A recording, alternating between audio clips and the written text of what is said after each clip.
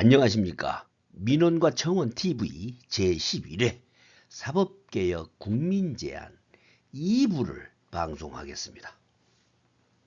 오늘은 지난 8회 때 방송한 사법개혁 국민제안 1부에서 사법부 수장의 임명 방식을 선출 방식으로 개혁해야 한다라고 제안했고, 검찰총장 역시 임명 방식에서 선출 방식으로 바꿔보면 어떨지 제안을 했었습니다.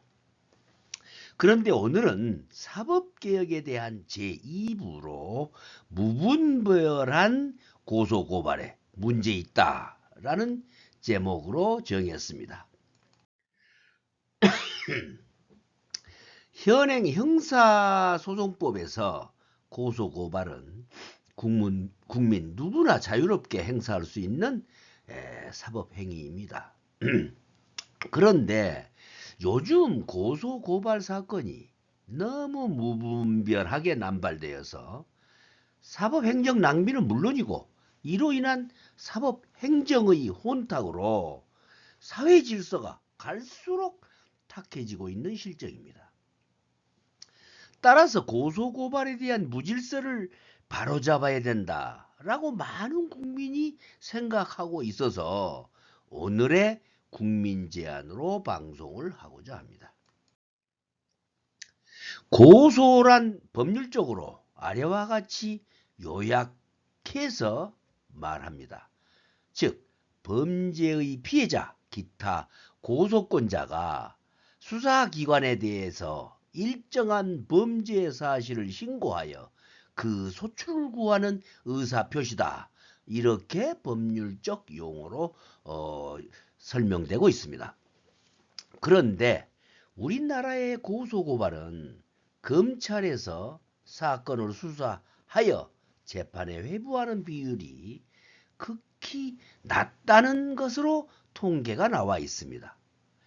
결국 고소자가 기소 여부에 관계없이 감정적으로, 즉 말해서 감정이 있거나 피고소자에게 애를 한번 먹여보자, 이러한 의도로 고소 고발해버리는 경우가 너무 많은 것이 우리나라 현실입니다. 우리나라 대부분의 고소사건은 어느 통계에서 보니까 약 8%만이 기소된다고 합니다. 따라서 무분별한 고소사건 비율이 세계적으로 매우 높은 국가로 그렇게 발표되고 있습니다. 연간 고소고발 건수가 이웃나라인 일본의 통계에 비교해 봤더니 44배나 되고, 이걸 인구 비례로 보면 124배나 우리가 높다고 합니다. 우리나라의 그 2017년도 대검찰청 자료를 한번 살펴보니까 국내 총 62만 165건의 사건이 있었는데요. 이 중에서 15만 8,710건이 고소사건이었다고 합니다. 그래서 총 사건에서 26%가 고소사건이라고 합니다. 그리고 고발은 3,282건으로 비록 적긴 하지만 약 0.5%에 달한다고 통계 자료를 발표해 놓은 것을 보았습니다. 그래서 우리나라의 고소고발이 왜 이렇게 계속 급증할까 하는 그 요인을 한번 살펴보았더니 여러 논문 자료에서 아래와 같이 많은 전문가들이 발표해 놨더만요. 그 첫째로 민사소송제도의 실효성과 신속성이 결여되어 있어서 그런 것 같다라는 것이고, 두 번째로는 SNS가 발달돼 가지고 여러 가지 SNS 활동에 따른 그런 명예훼손과 또는 모욕 사건 등이 계속 증가하고 있다고 발표하고 있습니다.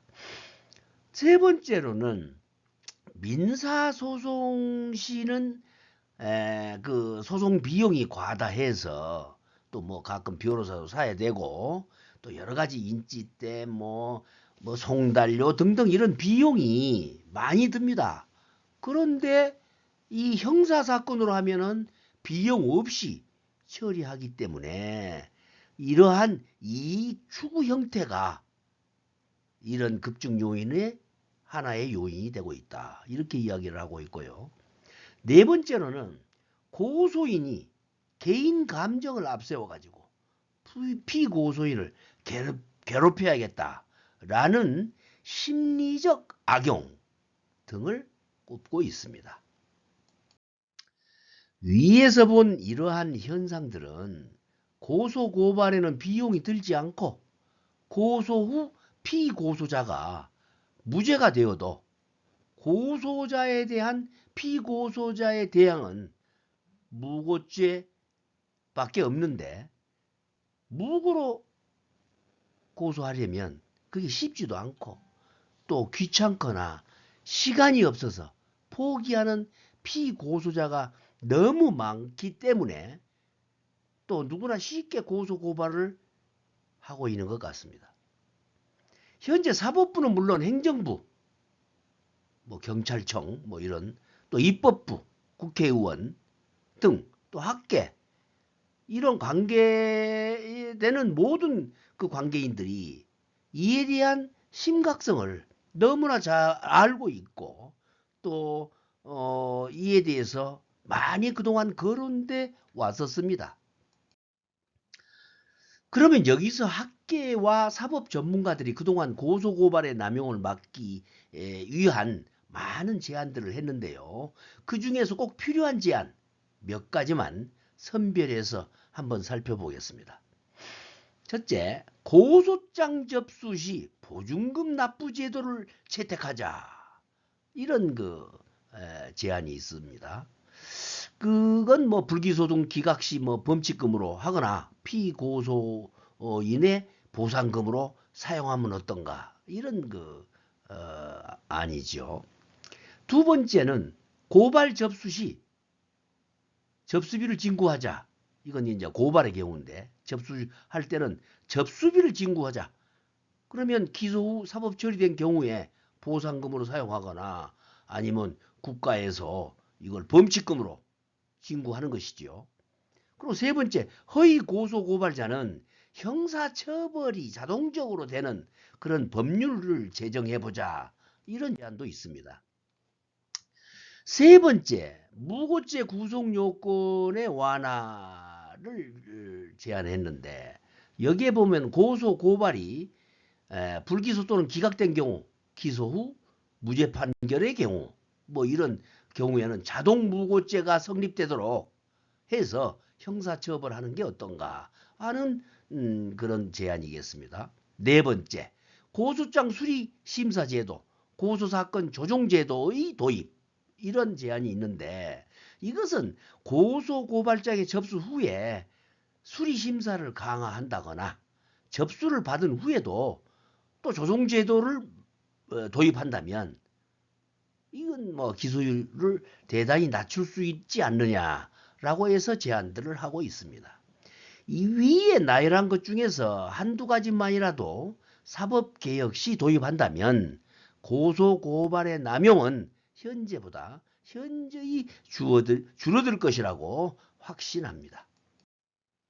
따라서 국민을 위하는 생활형 사법개혁이 이번 사법개혁 시에는 꼭 생활형 사법개혁이 되어야 한다는 것을 새롭게 강조하고 싶고 국민이 원하는 사법개혁은 국민의 자유와 인권을 우선해서 공정하고 정의로운 사법부가 돼야 한다라는 것은 교과서적인 이야기이기 때문에 뭐 그건 더 이상 이야기하지 않겠습니다. 그러나 고소고발의 남용에 대한 사법개혁 말고도 이 고소고발 말고도 생활 밀착형 사법개혁은 너무나 많습니다. 그러나 여기서는 더 이상 거론하지 않겠고요. 일단 정권 차원에서 이런 그 사법개혁이 정권 차원에서 사법개혁을 하려다 보니까 정작 국민을 위한 사법개혁은 자꾸 멀어지고 그동안 그러한 사법개혁을 계속 해오고 있지 않았습니까? 그래서 정치권은 되도록이면 집권 세력이 유리한, 즉 국민이 느끼지 못하는 그런 방법으로 사법부를 장악할 수 있는 모든 제도적 장치를 보이지 않게 또 그렇게 잘 만들어내는 묘안만 짜지 마시고 이런 데 집중하지 마시고 정말 국민을 위한 사법개혁을 한번 이번에는 해 주십사 하는 것입니다. 그래서 이번 사법개혁에서는 필히 또 고소고발의 남발을 막을 수 있는 이런 그 국민 생활형 사법개혁을 우선적으로 논의해 준다면 국민들이 생활하는데 또 사회가 얼마나 짜증나지 않고 좋겠습니까? 아무튼 고소고발 남용 막을 수 있는 사법개혁 제안합니다. 오늘 방송은 여기서 마치겠습니다.